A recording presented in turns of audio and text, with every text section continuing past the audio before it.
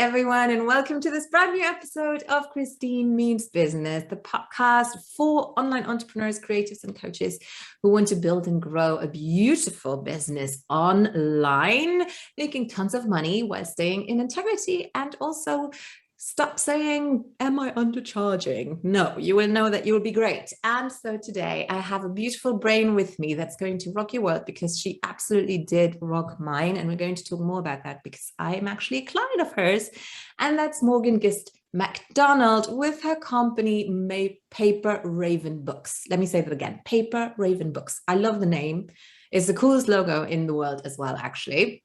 And so Morgan began her career in academia as a sociologist, but she soon found out the entrepreneurial pull to take her skills as a researcher, writer, teacher, and leader into building a publishing company, from the ground up. So today, that's what we're going to talk about. With more than 10 years experience in writing, editing, and publishing books, Morgan leads the Paper Raven Books team in developing the best practices for publishing successfully in the modern digital age. And I find this so exciting because honestly, when I was thinking before working with Morgan, and I worked with her the first time like 5 or 6 years ago, I thought like writing books, that's like for a wise one, you know, Shakespeare the Bard, or you have to be like super authority, and then, you know, the publishing houses will come and you have this hardcover bag. And I worked in publishing at university, so I know the slush pile, basically, where all the manuscripts go and just die and wither away, and maybe you will be picked. So it was this endeavor. And working with Morgan, getting to know her, I got to see that it's not that hard, actually, if you get the appropriate help. There is something for every price range in terms of support. You can kind of wing it. You can also get the whole enchilada, where you have the whole team supporting you and you just lay back and let your creative juices flow. So today we're going to talk to Morgan about this. So hello, Morgan. I'm so happy to have you. Christine, it's so good to be here. And we're talking about my favorite subject, books. Yeah, I know, it's a surprise. So you work with all kinds of people. So I want to make that clear. You don't just work with entrepreneurs. Like, you have people writing about all sorts of topics. I know at the moment I'm fascinated with one of your clients who wrote a book about grief, you know, when people die, and she has this awesome title. What is it? It's Not Time to Say Goodbye, or Don't Leave Yet, or something like that. I don't remember. Oh, Wait, Don't Die. Wait, Don't Die. Yet. Yes. Giving me shivers. So you have all kinds of different people, but maybe the best thing to do is to maybe start with what people think, and then they meet you and what happens then, and then how do they proceed? So I think that would be a good kind of chronological topic point thing. Yes. Well, I mean, publishing a book seems so mysterious and like out of reach, right? I mean, we have all this like cultural mythology around like, well, if you're going to be a published author, then you have to get an agent and submit a proposal, and the publisher has to choose you. And I love that you mentioned the slush pile. Like, that's certainly a part of, in college also, I worked at a publishing house. Yeah. Little bitty academic house specialized in kind of social sciences and economics and, you know, academic work. And I was the person in charge of the slush pile as like a 20-something, you know? And I was like, an intern. I wasn't even paid, and I went through the slush pile. So now I'm like, what the hell was I doing? I might have, you know, dismissed a future J.K. Rowling, you know, who knows? Exactly. I mean, I think people don't realize that when you submit a manuscript to a publishing house, it's not even necessarily the acquisitions editor that's looking at it. No. The acquisitions editor will give, you know, the intern some guidelines. You know, if it looks like this, and that, you know, make sure it lands on my desk at some point. Yes. But it feels very much like you have to be chosen and worthy to publish a book. And honestly, like, that has been massively disrupted in the last, really since 2005 to 2007, when the Kindle really came out. Great. And people were able to self-publish books onto a device that was automatically distributed to anyone who had a Kindle, Well, now we're bypassing bookstores, and not entirely. Of course, people still go to bookstores, even post-COVID, people go to bookstores, but it just took a huge market share, and suddenly, as we all experienced, the self-publishing world kind of exploded. People were publishing books left and right, maybe a little bit too quickly. Agreed. And so we had this weird, two different experiences. We had traditional publishing where you still had to jump through all the hoops and get chosen so that they would take your book on, they pay for your book, they distribute your book to bookstores. And then you had self-publishing, which is just like Wild West. Like you sling a Word document out onto the Amazon platform as an ebook and hope to make money. And it was totally frowned upon, right? At the time, it was like, if you're like self-published, it was like, so nobody wants you, huh? So it's like, it was not. Exactly. Luckily, we've kind of evolved since then, right? And so now what we have for the modern author is more choices. Right. And so I think that's where I always love everyone to know, like, what are your options if you want to write a book? And we can talk about the different types of books. I mean, certainly there are some people who write a book because they want it to grow their business. Right. And so like, that's how we've worked with you, Christine, is like, you write a book that's intended for your clients, to help your clients. And then if they want to work more deeply with you, they reach out to you. That's what I used my book for. That's what you've used your book for. But there's other ways, some people have a really important mission or message that they want to get out. It's more nonprofit or movement kind of creating. Mm-hmm. And some people just want a really, really great fiction career. They want to write a bunch of novels, and they don't want a publisher to get in the way of how they want to write those novels. Right. And so there's a lot of different ways, and we can talk more about it, that people might want to use a book for the next part of their personal growth or their business growth or their career. But I think it's helpful I want to very quickly kind of go through the 4 types of publishing, because you as a modern author get to choose now, essentially. Yeah. So traditional publishing, you need an agent, you need a proposal. If they say yes to your proposal, they'll pay for it, right? That's awesome. That's money straight into the bank, and it's like, yoo-hoo! And it can depend, obviously, like numbers wildly depend on how much, if you had success, how famous you are, and all kinds of different things, I reckon. Totally. They want to see that you have a platform, social media following, email list. If you have a podcast or a YouTube channel, all of that helps. And them wanting to publish your book because they see, oh, this person has a great platform, they can help us sell books. And traditional publishers usually get your book into bookstores, which most people still want, right? So that's definitely a huge benefit. They're going to keep most of the profits and, the legal rights to the content. Exactly. That's kind of what I remembered, is like, you get paid up front. But if you are, let's say, if you're not a massive success, but like a good success, that doesn't really help. Like a good success means you get a meager payment afterwards from the royalties, unless you are a Harry Potter kind of author, then the royalties will pay, but the publisher will have made so much more. So it is kind of a gamble for the publisher, but in terms of that, if it is a success, you're on the losing side.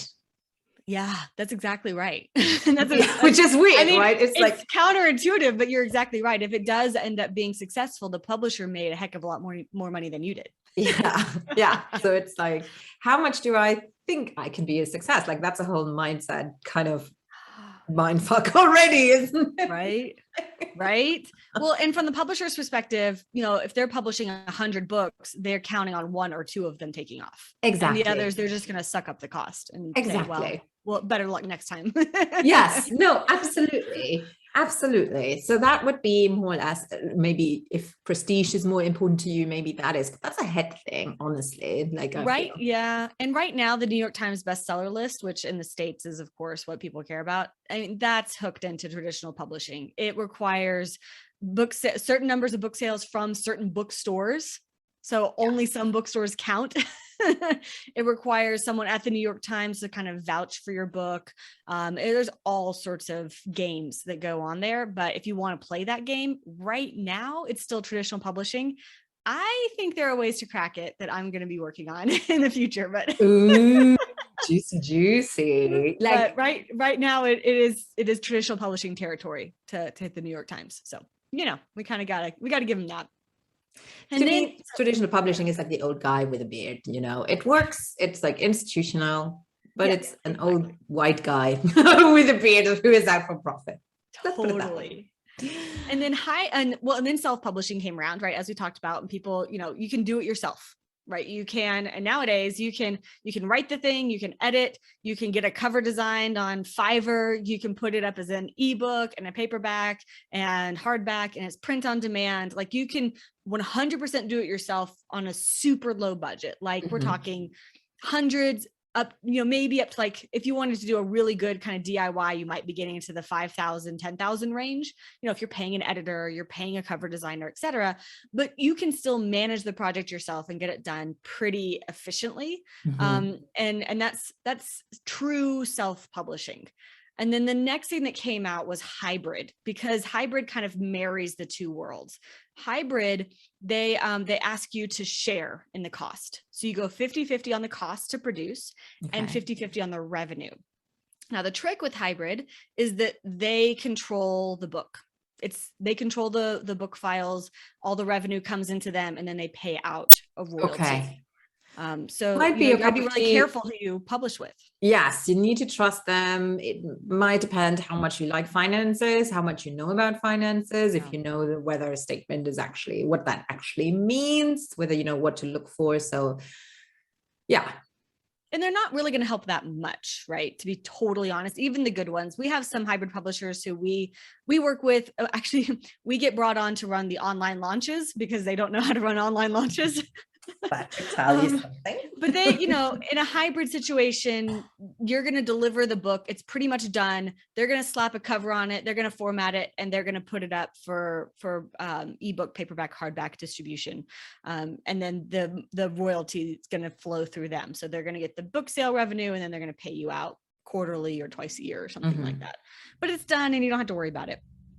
What's emerged, the fourth and final, well, I say final, who knows what's coming in the future, but the fourth one that currently exists as an option is self-publishing services, which is people who want to self-publish, but they don't want to go out and find their own team. Like, you know, when I was talking about DIY self-publishing and you're like, I don't want to find an editor and a cover designer and a formatter. Like, I mean, what if I get screwed over the process? Exactly. And maybe if you don't know anyone, so you have to interview them, you have to, you know, it's, oh God, no, just error and trial, like trying everything out and seeing if it fits or if it doesn't, where to even find them. You have to scour Fiverr or Upwork for them. And it's just like, yeah, no, forget it. That would not be my happy place.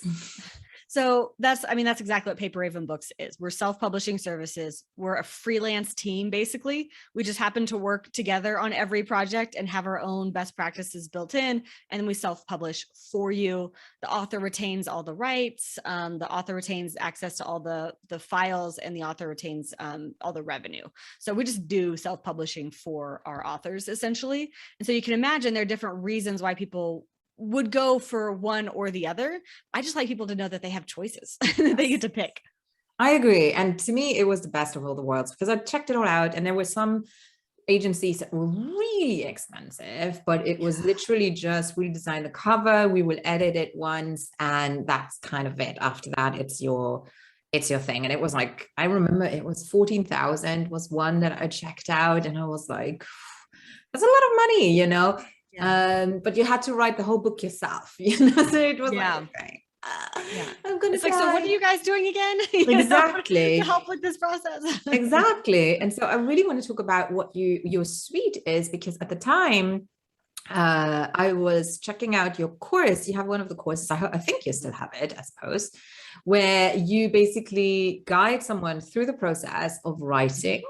So, and I stuck to it, and it took me 3 months from start to finish to write the book. Me, as someone who really, really loathes writing.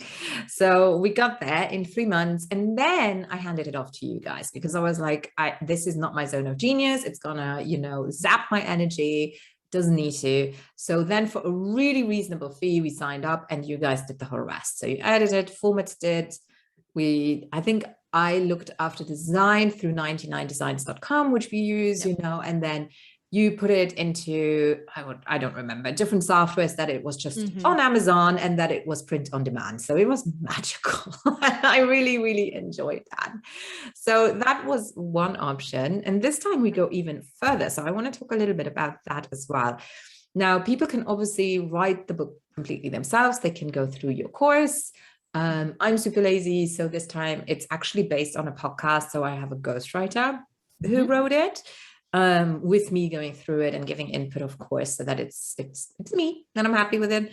And we have a whole shabam on top of that. And I really want to talk about that because I don't think people know how awesome you guys can be, you know, what is possible. So when you launch a book, I think the saddest thing in the world is then to have crickets and nothing is happening. Like, it's like, okay, I wrote a book, but you kind of want your work to impact people. So what do you suggest people to do? Things that you offer doing for them as well, but what do you think, could you recommend as different steps that people should keep in mind after they get off the high of actually finishing the whole damn thing? Yeah, exactly. So I like to think about kind of the author journey in 4 major phases. So the first phase is content development, right? Getting words on the page, whether that's you writing it or talking it out or working with a ghostwriter. That's kind of phase 1. If y'all want insights into how I approach this, I do have a book. It's called Start Writing Your Book Today. It's available on Amazon. It's totally obvious, but it's genius. And it's super short. Just like if you were to sit down with me and we were to have an hour and a half conversation and I were just to walk you through how I approach writing, helping people write a book or coaching people through the process, that's what the book is. Takes a couple hours to read. And I highly recommend it. Thank you. So that's content development. Editing we consider its own phase because you are going to go through multiple passes of editing. Christine, you're doing that right now with your ghostwriter. That's what she's essentially packaging for you, her writing services as well as her editing services. Yeah. So that's beautiful. And that's great. And then you get into where people get most nervous, right? The publishing is kind of phase 3, like taking it from Word document into a book that is published. That's like available. How? Yeah. It is the magic box. And then launching. And really, you do all of this, you do the content development and the editing and the publishing so that you can get to the launching. And the publication part is fairly straightforward, as you said, right? I mean, it involves getting a cover design. It involves getting your interior designed, formatting the files for whether you want ebook, paperback, hardback, large print, whatever you're going to do. And then we also would include optimizing it for Amazon in that publishing phase because we want to get the keywords and the categories and the metadata right. 70% or more of all books are sold on the Amazon platform. So we want to make sure it's really highly visible there. So for us, that's kind of the publishing phase. And then launching, how are you going to make sure that people see the book? Yes, they will. Some of them will discover it on the Amazon platform, but what else can we do, right? Is a big question. And so some of the things that we recommend are putting together, of course, a book launch team. These are people who will receive an advanced review copy in exchange for leaving a review. And the key to like motivating a book launch team is to have a launch date. And a lot of people, when they're in this kind of like self-publishing, hybrid publishing world, they kind of forget to pick a launch date because it is a little bit arbitrary. I mean, you're going to end up putting the files on Amazon, making sure that everything's for sale and set and everything and all that. And sometimes people forget to say, oh, I launched my book, but you want to pick a date. You want to have all the files uploaded and pick a date and say, this is my launch date. We like to run a 5-day promotion. And so we tell our launch team, please download the ebook during this 5-day period and leave a review. And that will give you some verified purchase reviews. So kind of what we're doing is we're really making sure that Amazon platform is nice and optimized so that when someone finds your book on Amazon, you have a great cover, title, subtitle, description, and reviews. And so that can come from your book launch team. There are also review services. Something that Paper Raven Books has done in the last couple of years is we've cultivated a review team. So we actually send out, we can't pay people to leave reviews. That's against Amazon terms and conditions, but we can reward them for participating in our review team with prizes. Kind of motivational tactics. And they love it, right? They would do it anyway. Some people just love to read and review books. And so we give them free books and then they review on the Amazon platform and it's great, and there are, within the category of like reviews, some people forget that basically like a book award is a review. You can go out for a book award, and even if you don't win, they will probably provide you a review. You can use that review on your Amazon sales page or on your book funnel sales page if you're going to sell it off your website. Endorsements in your field. I mean, gosh, Christine, like we were talking just earlier this week about going out for endorsements for your book. And it's just like all of those endorsements are going to be so helpful in convincing people that, oh, this book is, really speaking to things that matter in this space, in this industry. Like this is kind of a heavy hitter, right? And anyone can go out for endorsements.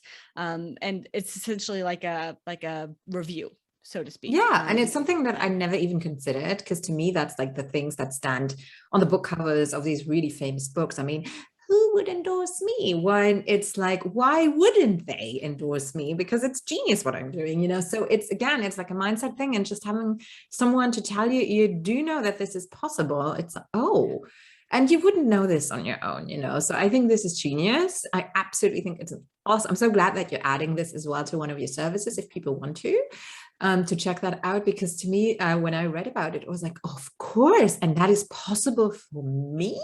It's like, I feel like a celebrity already. Exactly. And you can use those endorsements. I mean, people talk a lot about social media, how you need to have a massive social media following, but you and I both know people don't buy from social media. They might follow you. They might be curious. They might come check out more, but they're not going to like click straight over to Amazon and buy a book. No. So instead, what we're doing is we're kind of building up this social proof so that, whenever they do get over to Amazon to check us out, it's stacked with reviews and endorsements and book awards and that sort of thing. And basically we are setting the book up to be high converting on the Amazon platform. Yeah.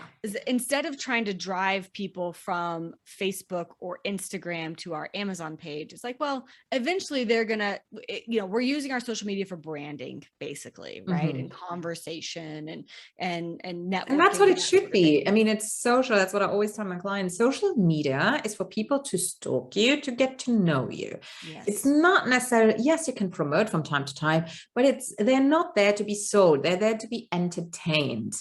It's different for Pinterest or for YouTube or for Google in general, for blog posts. There you can go more into selling, into being about your products, being a little bit more in detail. But social media is to stalk people or to stalk characters, or to see beautiful pictures if you're artsy, something like that. But it's not meant to be a selling tool per se. Right. Yeah. And I think the big publishers are going to find that out in a very real way over the next couple of years, because they're recruiting people who have massive social media followings, and they're expecting that those social media followings are going to turn into book sales. And it's like, yeah, maybe 1% will turn into book sales. Maybe. That's what I'm seeing. I see these huge marketing campaigns, and it's just, I don't think books sell that way. Like, it's a very special person that buys books anyway in the first place. And I think it's ridiculous to go looking for buyers. You should, focus on places where the buyers are already, tumbling around. And that is Amazon, the book section. It's like, that's exactly it. I mean, when you think about it, Amazon, and I know we all have a love-hate relationship with Amazon. Definitely. And I mean, I'm absolutely for, and we're going to aim at, or at least locally here, I'm going to aim at getting my book placed in bookstores as well, and to obviously work with them, but it's just a different game, I think. But I think that will change, as you say, as well, fairly soon. Yeah. So, I mean, Amazon is currently the place where people buy books. Yeah. Like it just is. They sell 90% of all ebooks. They sell 70% of all books. People, when they go to Amazon, their intent is to buy something. Yeah. Yes. Right? Their credit card's already loaded up. You're not there by coincidence, Right? And Amazon is not even on social media that much. Like I've never seen an Amazon ad on social media ever. Yeah. And people go to the bookstore and they type keywords into the bookstore and they browse their favorite categories looking for books. And so what we really want to make sure is that first and foremost, your book has a great presence on Amazon. And then I think the next sort of level up is, yes, get your book onto your website and into other retail locations, whether it's a bookstore or a gift shop or, related kind of store. And that's totally possible. I mean, you're going to be able to go into the bookstore, show them the ISBN of your book and say, would you like to stock it? And they're going to be able to order it for their inventory. And that is tingly to me, actually having my ISBN and like going, there you go, you can order it, and you can pick it up in a bookstore, and I think that's just genius. I can't wait. Like I already know exactly which bookstores I'm going to go to to say, do you want a copy?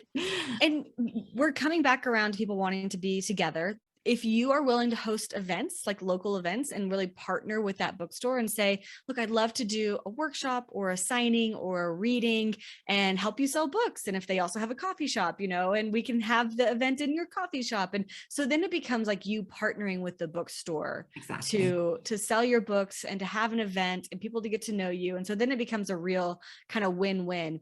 And I think when people imagine their books being distributed to bookstores, they imagine like magical sales.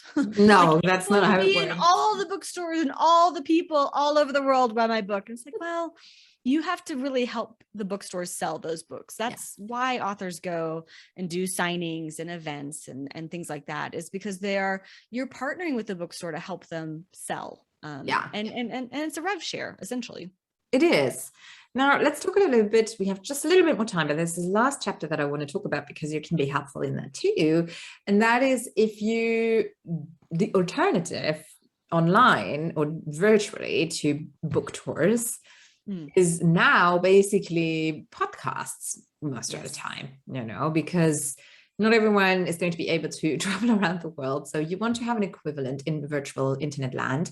And for us, that is being on podcasts and being interviewed, and then ideally schedule it out that it coincides with your launch. So to really get that traction, that movement and momentum, keeping that up or even flowing even more. And so podcasts would be the equivalent, right? So what have been your experiences with that? Yeah, I mean, essentially when you are an author, you have either your own platform, right? Maybe you have your own social media email list, podcast that you own and operate and can reach out to people, or you get onto somebody else's platform, and it used to be that platform was TV, news, radio. But I mean, people are not really watching TV, news, radio, and those are live. And so you're on the air and then you're off the air and it's gone, right?